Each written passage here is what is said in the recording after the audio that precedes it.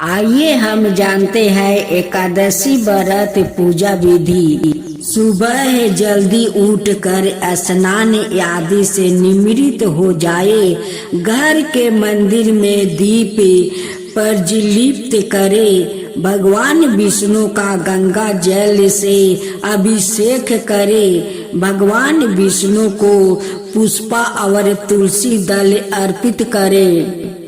अगर संभव हो तो इस दिन व्रत भी रखे, भगवान की आरती करे, भगवान को भोग लगाए। इस बात का विशेष ध्यान रखे कि भगवान को सिर्फ सात्विक चीजों का भोग लगाया जाता है। भगवान विष्णु के भोग में तुलसी को जरूर शामिल करे।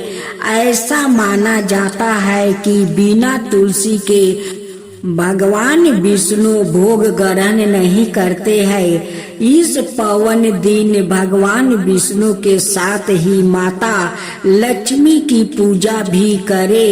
इस दिन भगवान का अधिक से अधिक ध्यान रखे। धर्मराज युधिष्ठिर बोले, हे जनार्दन, फागुन मास के कृष्णा पक्ष की एकादशी का क्या नाम है और उसकी विधि क्या है? कृपा करके आप मुझे बताइए।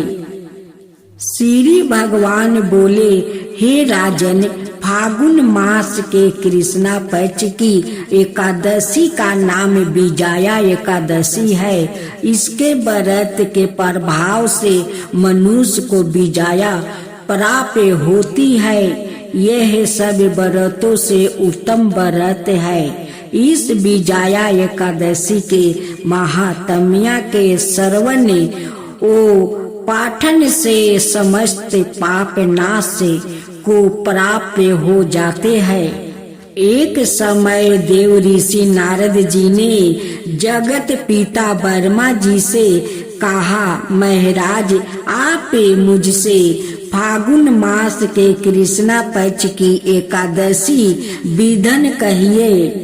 ब्रह्मा जी कहने लगे कि हे नारद, विजया एकादशी का व्रत पुराने और नए पापों को नाश करने वाले हैं। इस विजया एकादशी की विधि मैंने आज तक किसी से भी नहीं कही।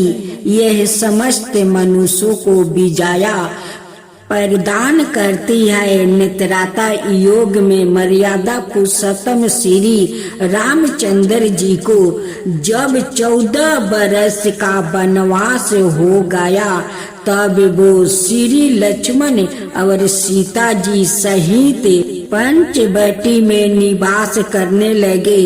वहाँ पर दुष्ट रावण ने जब सीता जी का हरण किया, तब इस समाचार से श्री रामचंद्र जी और लक्ष्मण अत्यंत व्याकुल हुए और सीता जी की खोज में चल दिए। घूमते घूमते जब वो मरेनास्तर जटाहू के पास पहुँचे तो जटाहू उन्हें सीता जी का वृत्तांत सुनाकर स्वर्ग लोक चला गया। कुछ आगे जाकर उनकी सुग्रीव से मित्रता हुई और बलि का वध किया। हनुमान जी ने लंका में जाकर सीता जी का पता लगाया और उसने श्री रामचंद्र जी और सुग्रीव की मित्रता का वर्णन किया। वहाँ से लौट कर हनुमान जी ने भगवान राम के पास आकर सब समाचार कहे। श्री रामचंद्र जी ने वानर सेना सहित सुग्रीव की सम्मति से लंका को प्रस्थान किया। जब श्री रामचंद्र जी समुद्र के किनारे पहुँचे, तब उन्होंने मगरमच्छ आदि से युक्त उसे अगाध समुद्र को देखकर लक्ष्मण जी से कहा कि इस समुद्र को हम किस प्रकार से पार करेंगे। श्री लक्ष्मण ने कहा, हे पुराने पुरुषोत्तम, आप आदि पुरुषोत्तम है, सब कुछ जानते हैं। यहाँ से आधे योजन दूर पर कुमारी द्वीप में बकदाल भय नाम के मुनि रहते हैं। उन्होंने अनेक बर्मा देखे हैं। आप उनके पास जाकर इसका उपाय पूछिए। लक्ष्मण जी के इस प्रकार के वचन सुनकर श्री रामचंद्र जी बकदल भय ऋषि के पास गए और उनको प्रणाम करके बैठ गए। मुनि ने भी उनको मनुष्य रूप धारण किए हुए प्राण पुरुषोत्तम समझ कर उनसे पूछा कि हे राम, आपका आना कैसे हुआ। रामचंद्र जी कहने लगे कि हे ऋषि, मैं अपनी सेना सहित यहाँ आया हूँ और राक्षसों को जीतने के लिए लंका जा रहा हूँ। आप कृपा करके समुद्र पार करने का कोई उपाय बताइए। मैं इसी कारण आपके पास आया हूँ। बकदल भय ऋषि बोले कि हे राम, फागुन मास के शुक्ल पक्ष की एकादशी का उत्तम व्रत करने से निश्चय ही आपकी विजय होगी। साथ ही आप समुद्र भी अवश्य पार करेंगे। इस व्रत की विधि यह है कि दशमी के दिन सौरन चांदी, तांबा या मिट्टी का एक घड़ा बनाए, उस घड़े को जल से भर करे और 5 पल्लव राखे, वेदिका पर स्थापित करे। उस घड़े के नीचे शतांजा और ऊपर जो रखे, उस पर श्री नारायण भगवान की स्वर्ण की मूर्ति स्थापित करे। एकादशी के दिन स्नादि से निमृत होकर धूप दीप नैवेद्य नारियल आदि से भगवान की पूजा करे। तत्पश्चात घरे के सामने बैठ कर दिन व्यतीत करे और रात्रि को भी उसी प्रकार बैठ कर जागरण करे। द्वादशी के दिन नित्य नियम से निमित्त होकर उस घरे को ब्राह्मण को दे दे। हे राम, यदि तुम भी इस व्रत को सेनापतियों सहित करोगे तो तुम्हारी विजय अवश्य होगी। श्री रामचंद्र जी ने ऋषि के कथन अनुसार इस व्रत को किया और इसके प्रभाव से दैत्यों पर विजय पाई। आते हे राजन, जो कोई मनुष्य विधि पूर्वक इस व्रत को करेगा, दोनों लोक में उसकी अवश्य विजय होगी। श्री वर्मा जी ने नारद जी से कहा था कि हे पुत्रा, जो कोई इस व्रत के महत्व्य को पढ़ता यह सुनता है, उसको वाजपेयी यज्ञ का फल प्राप्ति होती है। हे एकादशी माता, जो आपका कथा कहे, जो सुने, जो हुंकार भरे, उन सब के ऊपर कृपा करना, सब के ऊपर कृपा करना। एकादशी माता की जय हो, एकादशी माता की जय हो। पूजा उपासना तो जैसे भारतवासियों की सांसों में बसा हुआ है, शायद कि ऐसा कोई दिन गुजरता होगा जब कोई खास पूजा का संयोग ना बनाता हो। सप्ताह के हर दिन के अनुसार भी विशेष पूजा का विधान है। शुक्रवार को लक्ष्मी देवी का व्रत रखा जाता है। इस विवाह लक्ष्मी व्रत भी कहा जाता है। किसी नगर में एक साहूकार रहता था। उसकी एक बेटी थी। वो रोजाना घर के सामने लगे पीपल के पेड़ पर जल चढ़ाती थी। उस पीपल में लक्ष्मी जी का वास था।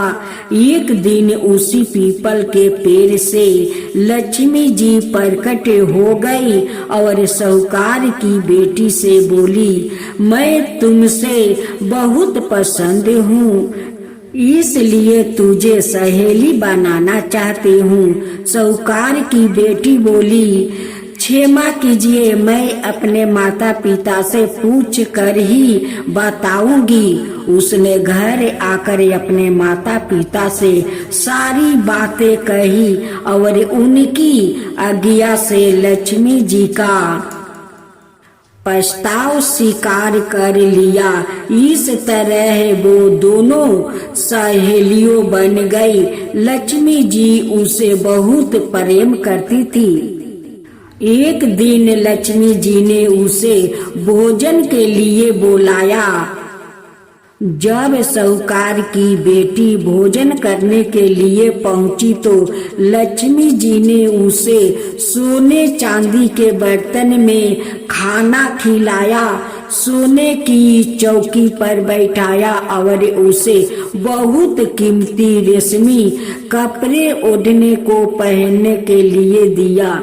इसके बाद लक्ष्मी जी ने कहा कि कुछ दिन बाद मैं तुम्हारे यहाँ आऊंगी। साहूकार की बेटी ने हाँ कर दिया और घर चली गई। उसने जब सारी बातें माता पिता को बताई तो वो बहुत खुश हुए, लेकिन बेटी कुछ सोच कर उदास होकर बैठ गई। जब साहूकार ने इसका कारण पूछा तो उसकी बेटी बोली, लक्ष्मी जी का व्यवहार बहुत बड़ा है, मैं उन्हें कैसे संतोष करूंगी। यह सुनकर पिता ने कहा कि घर की जमीन को अच्छी तरह लिपना और अपनी पूरी श्रद्धा से रूखा सूखा जैसा भी भोजन बने उसे बहुत प्रेम से लक्ष्मी जी को खिला देना। पिता का बात पूरी ही करने वाली थी कि एक चील कहीं से उड़ते हुए आई और बेश कीमती 9 लाखा हार साहूकार के अंगना में गिरा कर चली गई। यह देखकर साहूकार की बेटी खुश हो गई। उसने पिता की बात मानी और घर को सुंदर तरीके से सजाया, जमीन की सफाई लिपाई की। चील ने जो हार उनके घर में गिराया था उसे बेचकर लक्ष्मी जी के लिए अच्छे भोजन का इंतजाम किया। उन्होंने सोने की चौकी और रेशमी दुशाला खरीदी। जब लक्ष्मी जी के घर आई तो साहूकार की बेटी ने उन्हें सोने की चौकी पर बैठने को कहा।